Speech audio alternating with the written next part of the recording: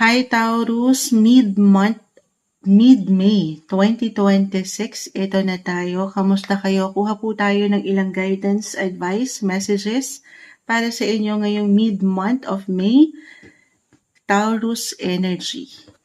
Ito na. Kukuha tayo ng ilang guidance, advice, messages. Ano nga asahan nyo? Ano pong parating sa mga taong ito ngayong mid-month, May 2026? Narito pa rin po tayo sa inyong mga birthday season, sa mga nag-celebrate na or magse-celebrate pa lang na Taurus. Saan ba tayo? Saan tayo? Happy birthday po. Birthday na kaarawan pa. Any guidance para sa inyo? Message? Taurus energy. Ano nga asahan ng mga taong ito? Mid-month of May. Para sa mga Taurus na maaaring makapakinig nito, anong parating sa kanila? Any guidance, advice, messages po? Okay. The Lovers. Queen of Wands. Bilang alin yan? The Lovers. Ang inyong mga planet ruler is si Venus. Ang dami nito. Kukunin ko lang yung pinaka nasa harap muna. Venus ay ito Ito. Kaya pa ba natin? Haba ng live natin. Live na live po tayo. Ito ang inyong mga planet ruler, si Venus. Parang pawala na ang boses ni Moonshot, pero dapat kayanin na natin to. Bilang birthday season nyo naman, ay tayo.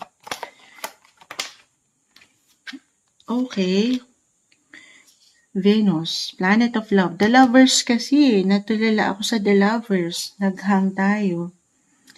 Love is in the air, guys. Love, love, love pa rin.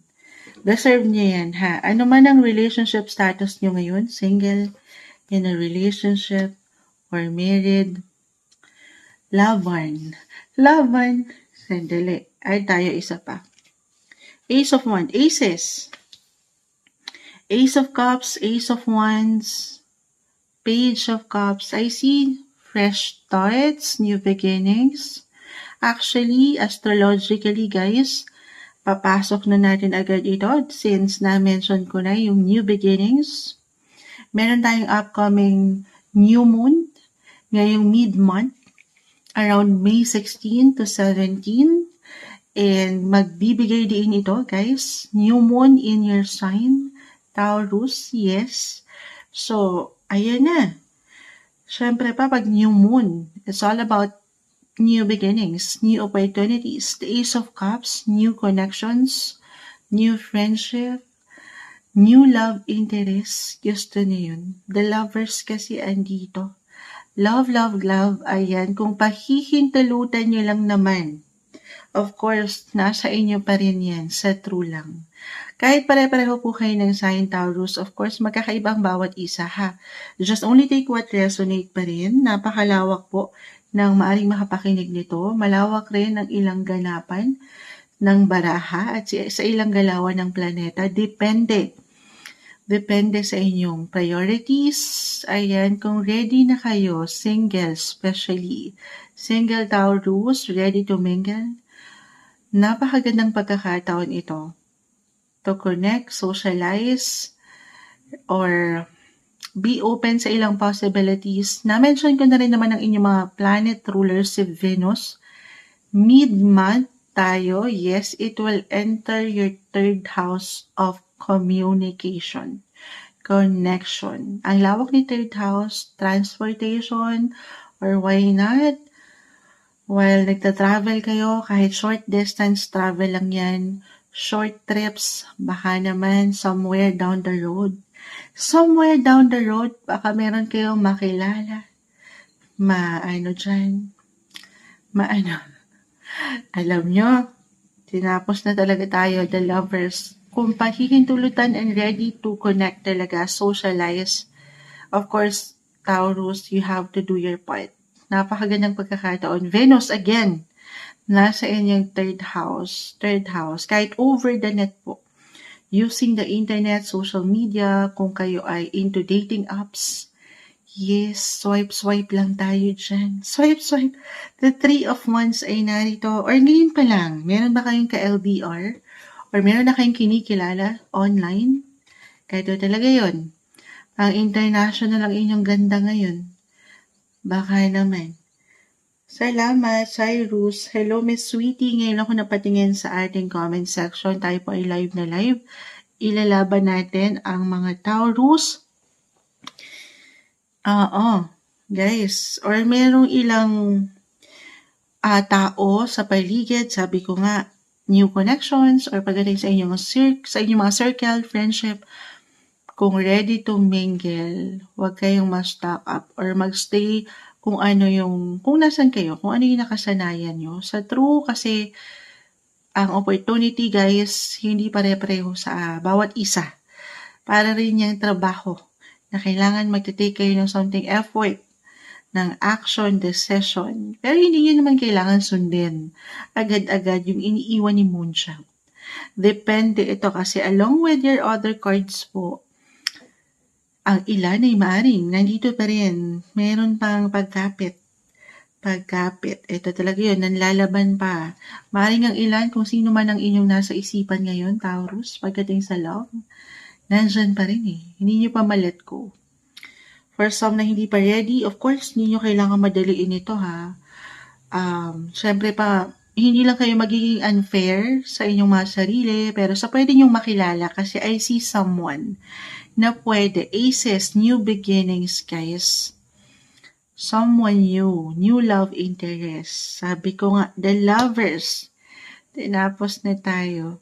Or why not? Kahit over the net, I see if ever for some of you, I feel na kung meron man kayong pinagdaanan sa relationship for couples, especially or attached, married, na hindi naging madali nitong mga nakalipas.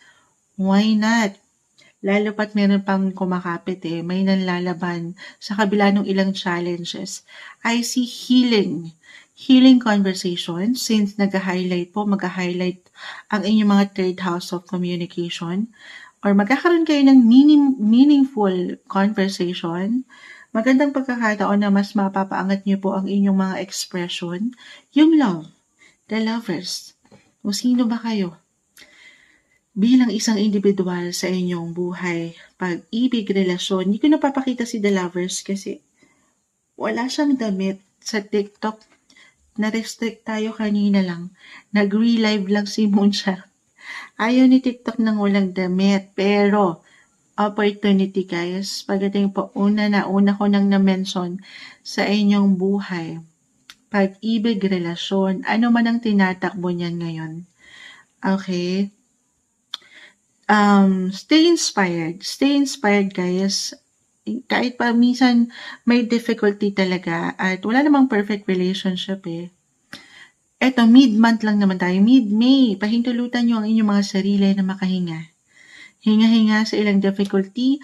Yung difficulty na nakikita ko, more on practical na. Especially pagdating sa, halimbawa, meron na kayong mga anak or umangat yung sense of responsibility na talaga kayo yung mga providers, breadwinners. So, medyo, Moonchild, hindi ako makarelate sa love.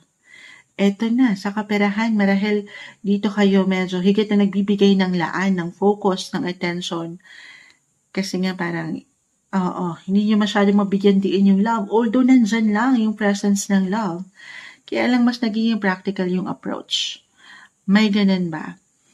Kasi nga, sa hirap ng buhay ngayon, maaring nahihila rin kayo ng kailangan ng energy right now, especially nga kung kayo po ay may mga kumbaga meron na kayong pinag-aalayan ng enerhiya. Yes. Anong yes? Other messages. I see unexpected surprise. It could be, ito na, birthday season nyo, maaaring may mga something regalo kayong matanggap, gaano man kalaki, kaliit. At dito, mas, of course, happy. Ayun yung pinaka-advice, stay happy, in love. Very light and love yung energy sa kabila ng ilang difficulty rin ng buhay. Deserve nyo to Deserve nyo to maging masaya. Pagdating sa romance, sa love, or pagdating sa inyong mga passion. Baka ito lang ito. Sa mga hilig nyo, or mga kagustuhan, yung mga personal yung kagustuhan. Bigyan nyo naman ng something gift ang inyong mga sarili. Yes, ngayong birthday nyo naman. Okay, gaano man kabongga, kung saan kayo magiging maligaya. Yes, deserve nyo yan. Okay? Pero higit po talaga nagbibigay diyan yung pagiging bukas nyo sana. Bukas nyo sa mga bagong simula. Again, new connections, friendships, your circle, new love interests, new clients, kung tayo magiging practical, new project. Yes, hindi po yan imposible. Okay, patuloy na maging bukas sa mga bagong simulain kasi especially meron tayong darating na new moon sa inyong sign or may mga bago kayong gustong gawin sa inyong buhay talaga. Meron ba kayong mga gustong simulan? Physically, mentally, emotionally, financially, kung saan kayo pwedeng mag-invest ng energy para saan sa higit niyong ikagugrow para malagpasan itong ilang difficulty na ating nakikita. Yes, ganun po yung enerhiya. Magandang pagkakataon mid-May na bumuo kayo ng pundasyon or bumuo kayo ng inyong mga sari-sariling intensyon. Kung ano ba yung nilulook forward nyo pa sa inyong mga buhay, 6 months, a year from now, kita nyo, very futuristic yung atake nyo dito. Ang layo ng mga tingin nyo. Hold your vision, Taurus. Panghawakan nyo yung mga pangarap nyo. Huwag yung bibitawan yan. This is about challenges din. Di siya magiging madali. Wala namang overnight ando na tayo sa gusto nyong marating, ma-achieve. Pero kung ngayon pa lang pag-aalayan nyo ng focus, eyes on the prize, at the same time, yung passion, yung love nyo sa inyong buhay, relasyon man or paggawa, trabaho, hindi imposible na yan po ay makakamit nyo in time. Laban lang. Okay? At maniwala again sa mga bagong simulain, especially for some na parang feeling nyo wala na. I mean, wala na kayong magagawa pa or napaguhulihan na kayo. May pressure din ako nakikita for some na feeling nyo wala kayong magagawa or andito na kayo sa mga safe zone nyo. Or as a fixed sign kasi kayo, Taurus, parang kapag lalo na kung nasan na kayo kung ano yung nakasanayan nyo, saan na kayo komportable, madalas, okay na ako dito na lang ako, Moonshine. Pero okay ma-stock doon sa ideya na parang dito na lang.